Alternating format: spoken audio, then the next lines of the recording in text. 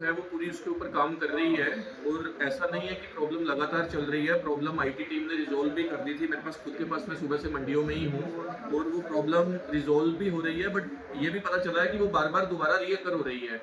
तो मैंने अभी यहीं से एक बार बताया है, दोबारा आईटी टीम जो है वो जॉब कर रही है, सर्वर रिलेटेड कोई प्रॉब्लम आ रही है जिसको रिजॉल्व जल्दी ही कर लिया जाएगा। सर, जिस तरह से किसानों का कहना है कि बायोमेट्रिक्स उनको लगातार पिछले काफ़ी दिन से दिक्कत आ रही है। आज तो बहुत ही ज़्यादा मसला हो गया है। क्या ऐसा नहीं है कि जब साइट बंद हो जाती है तो मैनुअल तरीके से पर्ची काट के किसानों की एंट्री की जाए, ताकि आम लोगों को भी किसी तरह नहीं की देखो, जहाँ तक, क्योंकि हम भी डेली बेसिस पे और सारी उसकी रिपोर्ट ले रहे हैं, कल तक कहीं पे भी हमें कोई ऐसी प्रॉब्लम का वो नहीं था। ये कल शाम से कोई सर्वर प्रॉब्लम आई थी, तो जिसकी वजह से ऐसा नहीं है कि लगातार लंबी प्रॉब्लम चल रही है। ये अभी पिछले दो तीन घंटे में प्रॉब्लम आई थी जिसकी वजह से ये हो गया, और अभी वो रिजॉल्व भी हो गई है। अभी आपके सामने सभी को चेक किया है और मैं भी खुद यहीं पे हूँ, इसीलिए और टाइम टू टाइम मैं आईटी टीम के साथ जुड़ा हुआ हूँ।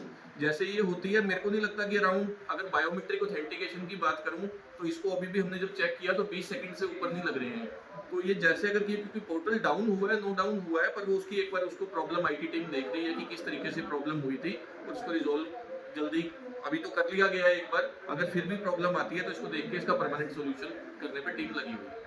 कुछ किसान ने तो सर आरोप लगा है कि जो घोटाला हुआ उसमें अफसर कर्मचारी इन्वॉल्व है, किसानों को उसके बीच में क्यों घोटाला है? नहीं, किसानों को इसके बीच में बिल्कुल नहीं लपेटा जा रहा है। ये तो एक सिस्टम के इंटीग्रेशन के वो होते हैं। ये गवर्नमेंट ऑफ इंडिया का मैंडेट था जो बायोमेट्रिक वेरिफिकेशन भी है, और ये मैंडेट इवन 2 साल से गवर्नमेंट ऑफ इंडिया कह रही है कि इसको इम्प्लीमेंट करो, जिसके लिए सिस्टम लेवल पे जो चेंजेस हैं वो किए जा रहे थे।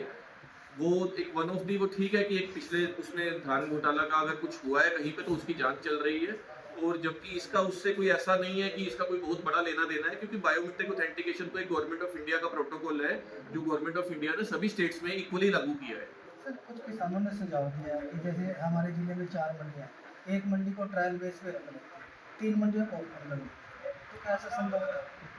नहीं, इसके लिए पूरा ट्रायल रन इससे पहले कर लिया गया था। ऐसी मैं फिर बता रहा हूँ कि ऐसी कोई दिक्कत नहीं है जिस तरह से वो कह रहे हैं। अगर एक बार फिर से अभी कोई प्रॉब्लम आती है तो हम कोई ऑल्टरनेट सोल्यूशन भी करके रखेंगे। हर एक चीज़ का बैकअप प्लान होता है, ऐसी बात नहीं है। पर अभी तक ऐसी कोई दिक्कत वाली बात नहीं है। जो इशू आया था उसको रिजॉल्व कर दिया गया है, इसीलिए इसमें कोई इशू वाली बात नहीं है। किसानों को क्या कहना है? किसानों को यही कहना चाहूंगा कि आप सहयोग दें। ये हम एक सिस्टम को जो डेवलप कर रहे हैं, इससे किसानों का ही हमने फायदे को लेकर चले हैं। जैसे पहले अगर पेमेंट मैनुअल जाती थी, इनको कहीं कहीं 10-10 दिन नहीं मिलती थी, आरती के थ्रू नहीं मिलती थी, सरकार ने इनको डायरेक्ट पेमेंट इनके खातों में डालने का काम किया। और अब भी ये सारे सिस्टम जो कर रहे हैं, ताकि कल जब भी कोई घोटाला होता है या कुछ और भी होता है तब भी किसानों का नाम सामने आता है। तो ये सब चीजें जब सिस्टम को सुदृढ़ करेंगी, तो ताकि अगर कोई फॉल्ट पे कौन लोग हैं उनको भी आइडेंटिफाई कर पाएंगी, और कहीं ना कहीं सिस्टम सुदृढ़ होने से किसानों को ही फायदा मिलेगा इसका।